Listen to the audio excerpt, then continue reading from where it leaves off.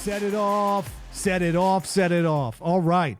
This is Capital Chase covering the business of media, technology, and healthcare. More specifically, how to make money in media, technology, and healthcare. I am your host, Justin Chase, and today there are two topics for today's show. Firstly, we're going to dig into the IPG Omnicom merger. Why is it happening? What does it mean for the business of advertising and media? And how can we monetize it?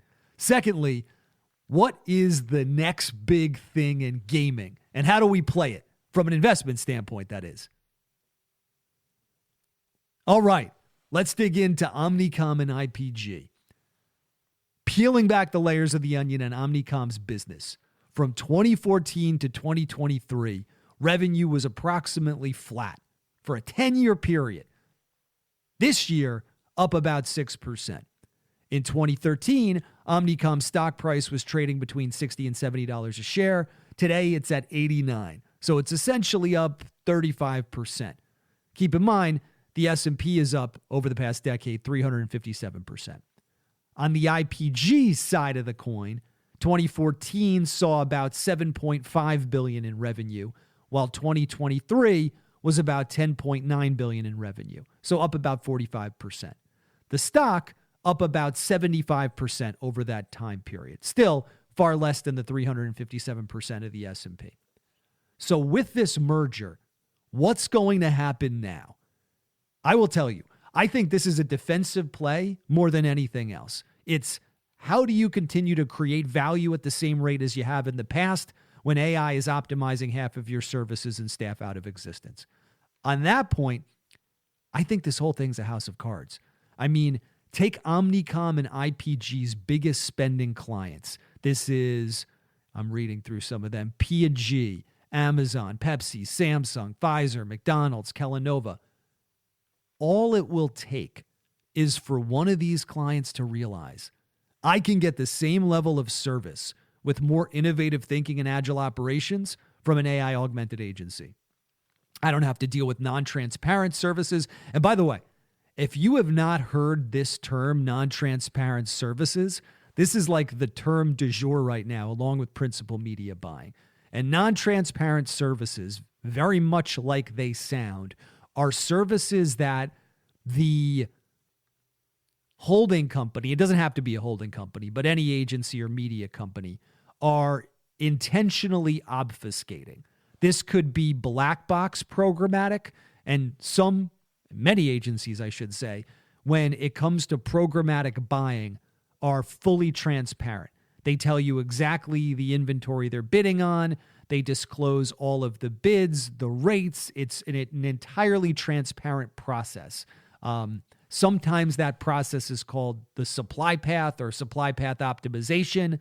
But the net is that a fully transparent agency will give its clients complete insight and visibility into all those transactions. But the holdcos are digging in, or I should say adding more and more non-transparent services. This also could include, again, back to that term, principal media buying. And all this really means is arbitrage. It's we're going to buy a very high volume of media inventory. We're going to sell it back to our clients at a markup, but we're going to say that because we bought it in such unbelievable volume, this is such an incredible deal, and you should be very thankful for it. But the holdcos have gotten so duplicitous here, they're saying, you can't even audit my non-transparent services like principal media buying.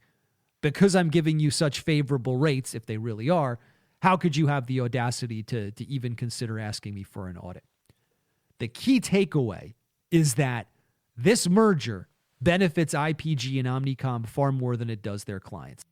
And you don't have to take my word for it. Listen to Omnicom CEO John Wren, who said to Ad Age, and I quote, "Like the media ocean investment and other moves, this is all about slowing down Arthur." Of course, he's referring to Publicis CEO Arthur Sadoun.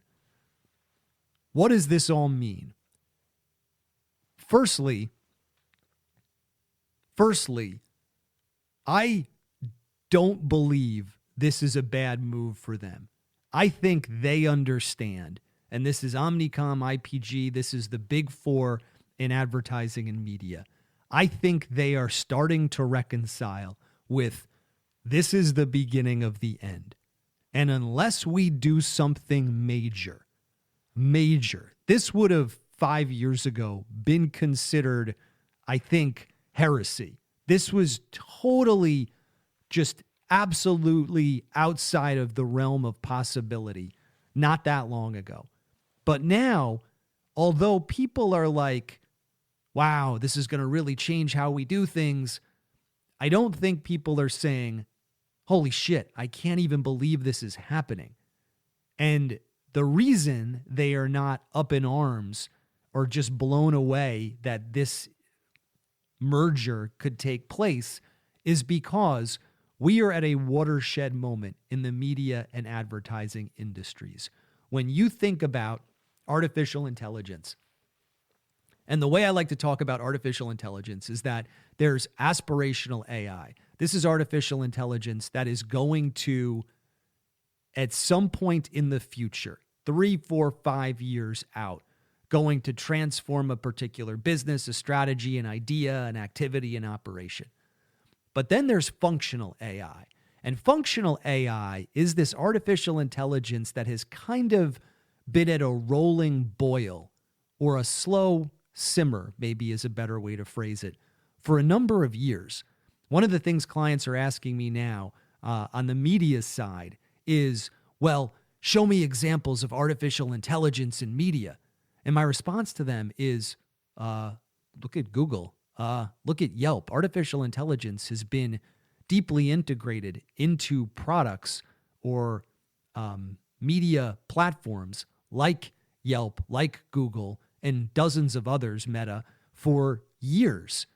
And now we're ramping it up and scaling it, but this isn't necessarily fundamentally new to these businesses. So as AI proliferates, when you think about the services, and I'm not trying to laugh here, it's just when you think about the services at a very practical level, so functional AI that artificial intelligence is integrated into already, it's media. Media has leveraged artificial intelligence, media platforms, media tools. And so on the platform side, take a Google, take a Meta, artificial intelligence is already optimizing the bid algorithms. I said optimizing the bid algorithms, but the optimization process in and of itself is powered by artificial intelligence. The way that you are planning media and buying media in platform has already been augmented by artificial intelligence. What has not necessarily been augmented by artificial intelligence yet is the planning process. So prior to buying in platform, planning involves research. It involves understanding your competitors. It involves understanding the market, understanding your targets, aggregating many different data feeds together. All of these processes now, for all intents and purposes, are done by humans. There are certain tools or technologies that help them, but these aren't real artificial intelligence augmented tools in the sense that they're making dramatic improvements to the process itself. It is only a matter of time, and that time really is already here because there are companies that are starting to do this, but it's only a matter of time before, very similar to the buying process and the optimization process, media planning will be pretty dramatically augmented by artificial intelligence. On the creative side, you have image and visual generation, and there is a cornucopia of tools right now that are, through a series of prompts, creating incredibly impressive imagery. This is DALL-E, which is OpenAI, Midjourney, Adobe Firefly, Canva has AI tools, Runway ML. all of these tools create visuals for you, or they allow you to edit in a way that is far more expedited than the editing process now in a tool like a Photoshop. And the more or better AI can take cues and prompts and queries, the better the creative output is going to be, the less you're going to need a designer to manipulate creative imagery. An enormous part of the process, when you think about creative development now, it's the art director going into an iStock, Getty Images, or another image repository, identifying an image, which could take hours, licensing that image, which may or may not involve a large art buying team, and then manipulating that image into some type of new, unique visual. And if you're doing, or if you're a client and you have the money, you can do a photo shoot or a video shoot. You don't need to do the image search process, but my goodness, that certainly is taking, in some instances, 10, 20, 30, 40, 50 times longer, and it's 10, 20, 30 times more expensive.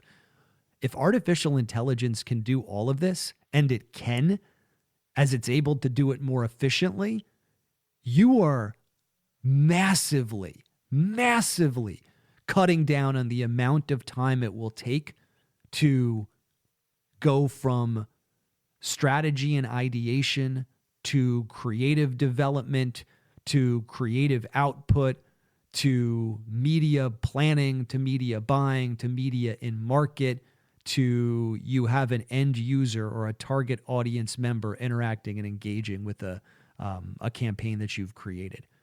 Almost every single one of those steps is being augmented by artificial intelligence.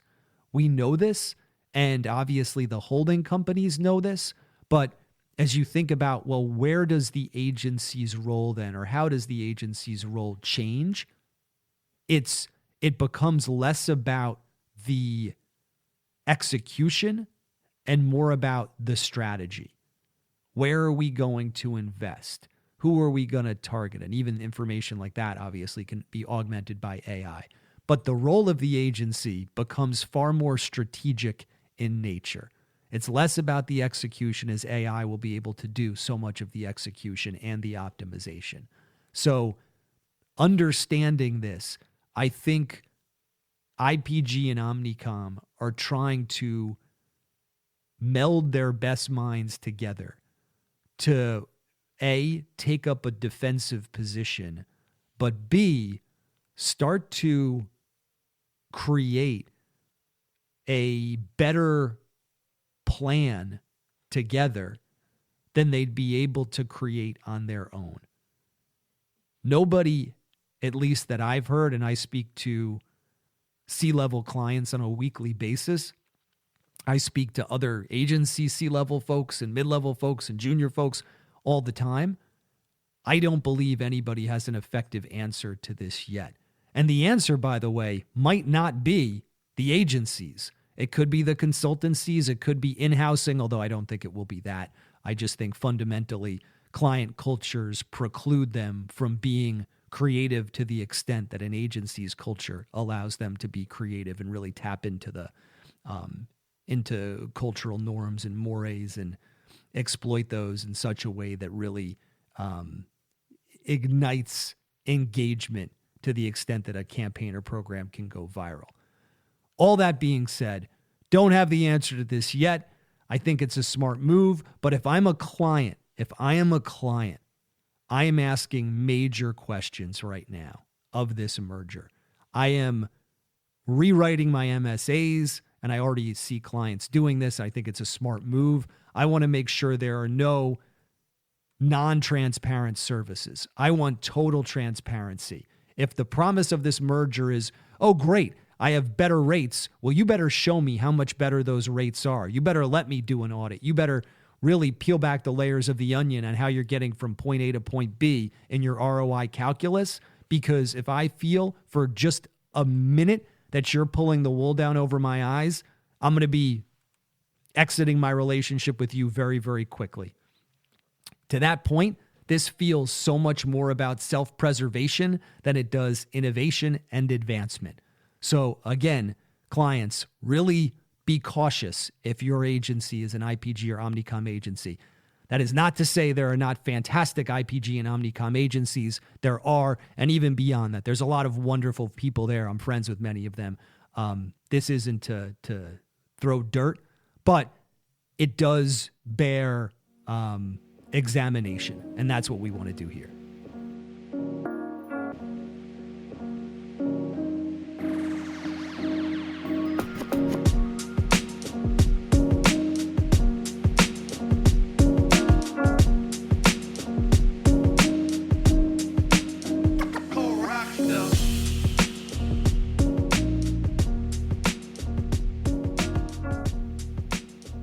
All right, on to more exciting topics. That is investing and gaming. And when you can combine those two things, that is one of my favorite pastimes. So the opportunity I want to talk to you about, the equity, the business, is Nintendo.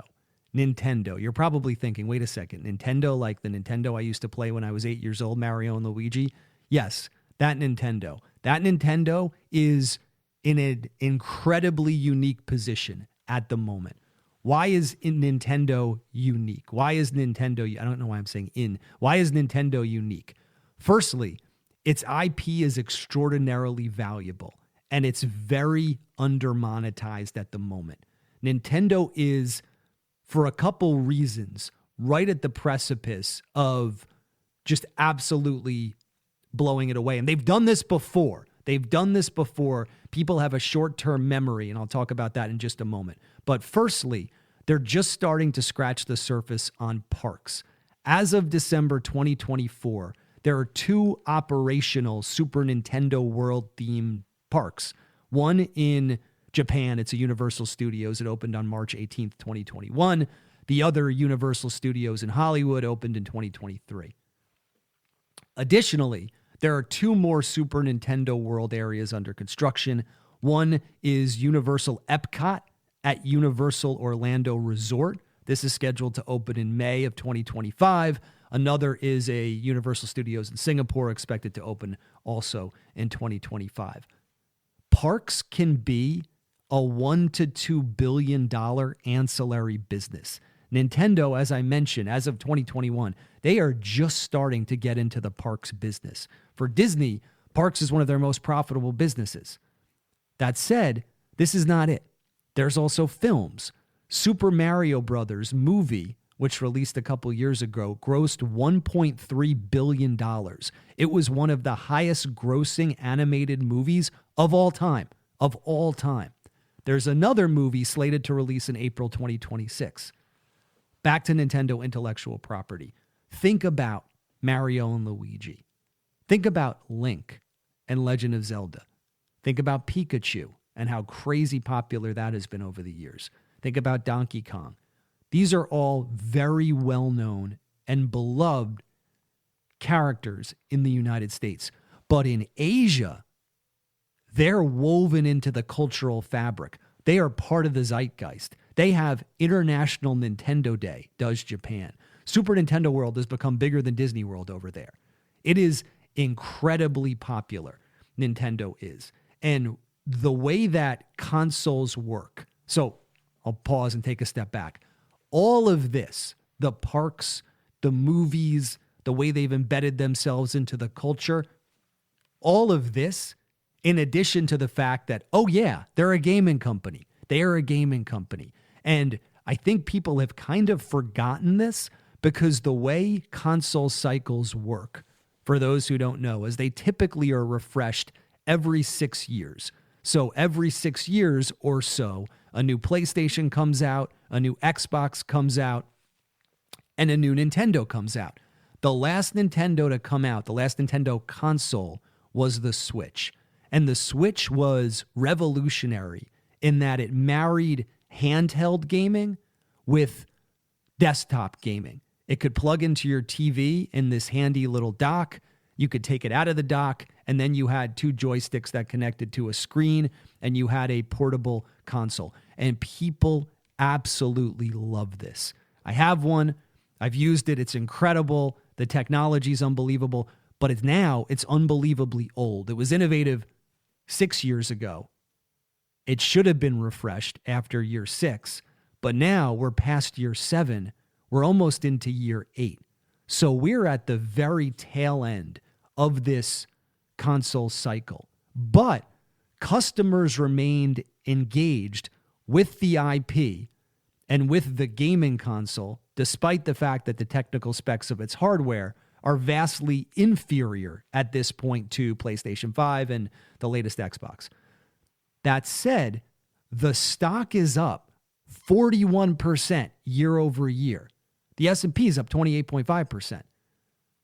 Earnings peak typically 4 to 5 years after the release of the new console or of a new console. You probably see where I'm going with this. The latest console, the Switch, was released in 2017. At that point, Nintendo reported a net income of approximately $903 million. By 2021, net income had risen to $4.5 billion, representing an increase of approximately 400% over that 4-year period. In early 2017, prior to the Switch's release in March, Nintendo stock was trading at $25 per share. By the end of 2021, stock had risen to $60 per share, an increase of 140%. So Nintendo has been essentially flat this past year. And if you're flat at the very end of a console cycle, it's not at all the worst thing in the world. At least you're sustaining revenue. What's exciting to me, and the reason why I think now is the time to be looking at Nintendo, the perfect time, is news leaked that basically said the new Switch 2 is going to be released at some point in Q1 or Q2 of 2025. So there's still plenty of opportunity to get in on the upside. After that leak, the stock was up 15%. I think it is very realistic to expect the stock to double in the next 6 months. I also believe $40 per share is very attainable in the next year, and the stock's trading somewhere between 13 and 15 right now. What is the most exciting part of this is Nintendo historically has seen revenue rise the most 4 years after release of the new console. So they are right at a point in time where they are just starting to turn the page on a new console. It is the perfect opportunity to get in early. And I say that also because this has been an unbelievable year for the larger market.